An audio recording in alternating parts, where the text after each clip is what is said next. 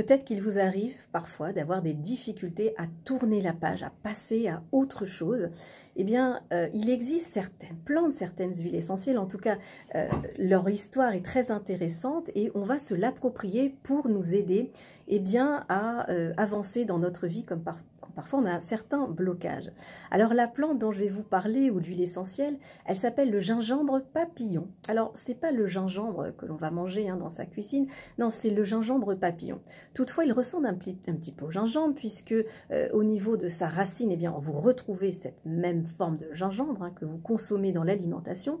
Et ensuite, ce nom papillon, il est intéressant parce que quand vous observez la fleur, eh bien, effectivement, elle ressemble à un papillon qui prend son envol. Alors là, aujourd'hui, je vous partage ce qu'on appelle l'aromathérapie narrative, c'est-à-dire l'histoire de la plante, pour pouvoir un petit peu avancer sur certains schémas émotionnels ou certains schémas de pensée.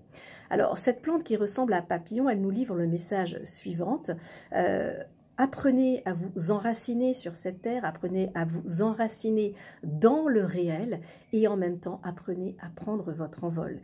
Il est temps à un moment donné de tourner la page, d'avancer dans cette vie. Donc pour les personnes qui auraient vécu par exemple des deuils, mais des deuils qui s'éterniseraient sur plus d'une année, c'est intéressant de l'utiliser car elle nous emmène cette espèce de puissance d'enracinement et puis aussi cette force de métamorphose pour passer à autre chose. Donc vraiment le gingembre papillon, c'est un petit peu la métamorphose du cocon vers le papillon. Alors cette huile essentielle, on peut l'utiliser bien évidemment en olfaction, une petite trace sur la langue et je recommande parfois vraiment une petite trace au niveau du thymus, c'est-à-dire au niveau de la zone du cœur pour nous permettre de passer d'un état émotionnel à un autre et puis quelque part libérer la porte et prendre son envol vers ce qui nous appelle.